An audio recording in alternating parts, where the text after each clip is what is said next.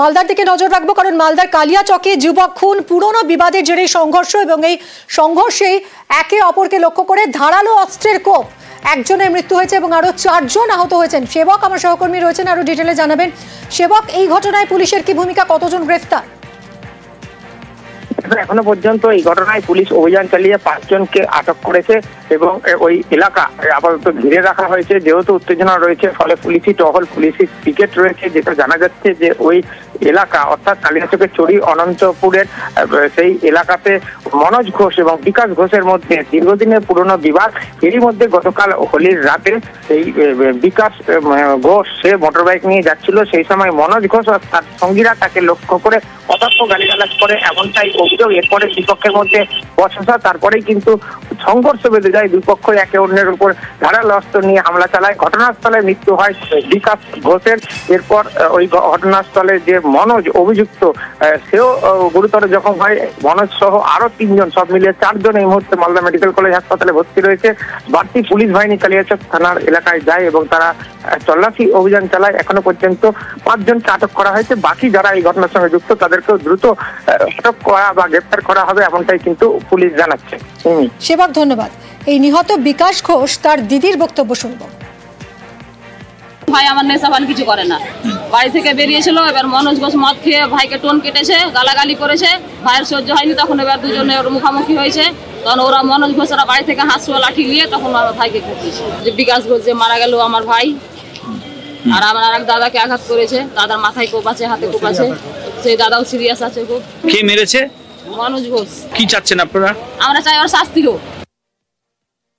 মনোজ ঘোষ যে কোপিয়ে মার্ডার করেছে, সে মদ খেয়ে এদেরকে ভাষা খারাপ করে গাল দেয়। এরা বাইক নিয়ে যাচ্ছিল, ওরা এদেরকে মানে মুখের ভাষা খারাপ করে গালিগালাজ করে। তখন এরা ওর সঙ্গে সংঘর্ষ হয়, তখনই দুজনকে ধরাধরি হয়। আবার বাড়ি এসে হাঁসুয়া নিয়ে আবার কোপাকুপি শুরু হয়ে যায়। যে মারা গেছে তার নাম কি? তার নাম হলো, যে মারা গেছে তার নাম হলো বিকাশ ঘোষ। আর যে মেরেছে? যে মেরেছে ওর নাম হলো মনোজ ঘোষ, একবারে মাতাল। আমরা চাইছি দোষীর যেটা উচিত সাজা, আর না হলে ওর অবস্থা খারাপ হয়ে যাবে। আমরা দোষীকে ছাড়বো না।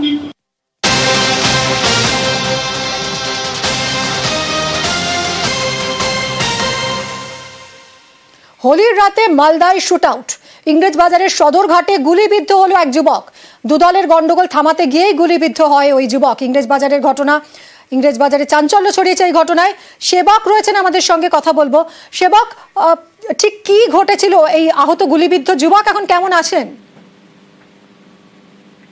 গুলিবিদ্ধ যুবক বিপ্লব ঘোষ, তার হাতে, বাম হাতে গুলি লাগে। তার চিকিৎসা হয় মালদা মেডিকেল কলেজ হাসপাতালে। তারপর সেখান থেকে তাকে ছেড়ে দেওয়া হয়েছে চিকিৎসার পর। আরো কিছু চিকিৎসা রয়েছে, সেটা পরবর্তীতে হবে। তবে এখনো পর্যন্ত এই ঘটনায় সিসিটিভি ফুটেজ দেখে পুলিশ একজনকে আটক করেছে। সুব্রত দাস ওরফে শুভ, তার হেফাজত থেকে এই শুট আউট কাণ্ডে ব্যবহৃত যে আগ্নেয়াস্ত্র, সেই আগ্নেয়াস্ত্র বাজেয়াপ্ত করা হয়েছে। একটি 7mm পিস্তল, 2 রাউন্ড কার্তুজ বাজেয়াপ্ত হয়েছে, এমনটাই পুলিশ জানিয়েছে। এর পাশাপাশি ঘটনাস্থল থেকে যে সিসিটিভি ফুটেজ পাওয়া গেছে, সেই সিসিটিভি ফুটেজ খতিয়ে দেখে বাকি অভিযুক্তদের চিহ্নিত করা হচ্ছে। জানা যাচ্ছে যে উত্তম মণ্ডল এই মূল অভিযুক্ত, সেই গুলি চালায়। যে উত্তম মণ্ডল ঘটনার পর থেকে ব্যাপারটা ওই এলাকায় উত্তম মণ্ডল এবং আরো কয়েকজনের মধ্যে বচসা চলছিল।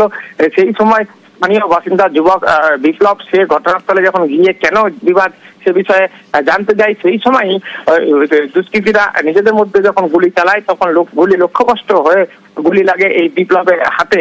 এরপরেই ইংরেজ বাজার থানার পুলিশ তদন্তে নামে এবং এখনো পর্যন্ত যে উত্তম মূল অভিযুক্ত, তার কিন্তু কোনো খোঁজ পাওয়া যায়নি। তাকে যত দ্রুত সম্ভব গ্রেফতার করার চেষ্টা হচ্ছে, এমনটাই পুলিশ জানিয়েছে। আর স্থানীয় বাসিন্দারা বলছেন, এলাকায় কিন্তু সন্ধ্যার পর থেকেই পরিস্থিতি খারাপ হয়, অসামাজিক নানা রকম কাজকর্ম চলে। এই অবস্থায় আতঙ্কিত স্থানীয় মানুষজন এলাকায় পুলিশ পিকেট বসেছে, মানুষ নিরাপত্তার দাবি করেছেন। আর এই ঘটনা নিয়ে শুরু হয়েছে রাজনৈতিক চাপানুতর। ধন্যবাদ। ছিল কোন দল সেটা আমার জানা নেই। আমি ওখান থেকে বাজার করতে যাচ্ছিলাম। আমি ও থেকে জিজ্ঞেস করলাম কি হয়েছে রে ভাই। ওরা 2 রাউন্ড গুলি বাইর করে মদ্যপ অবস্থায় ছিল এবং বহিরাগত কিছু ছেলে পেলে ছিল। বহিরাগতদের এখানে প্রচুর আড্ডা আছে। আমাদের যে প্রশাসন আছে সেরকম কোনো ব্যবস্থা নেয় না। হঠাৎ করে 2 রাউন্ড গুলি চালানো, গুলি এই পার দিন লেগে ও পার দিয়ে বেরিয়েছে, হাড় ভেঙে গেছে, যেটা এখন প্লেট বসাতে হবে। আর এই ঘটনায় ইতিমধ্যেই শুরু হয়েছে রাজনৈতিক চর্চা। বাচ্চা বাচ্চা ছেলের হাতে আর্মস কি করে এলো, এটা আমাদের মাথায় ঢুকছে না।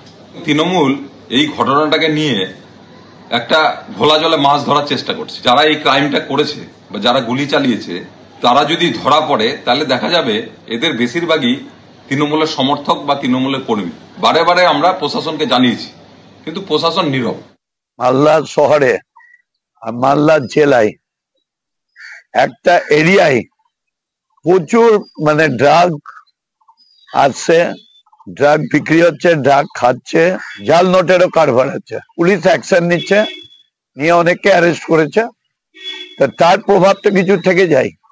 হোলির দিন যেখানে পাচ্ছে সেখানে মদ খাচ্ছে, যে করছে। হোলির দিন কেউ মানা করার নাই তো, পুলিশ এটা ইনকোয়ারি করছে। আর ওটা তো বিজেপির ওয়ার্ড, বিজেপির যে জেলার নেতা তিনি থাকেন ওখানে, তিনি কাউন্সিলর। আমার ওয়ার্ডে হলে আঙুল তো আমাকে দেখাবে, সেম জিনিস।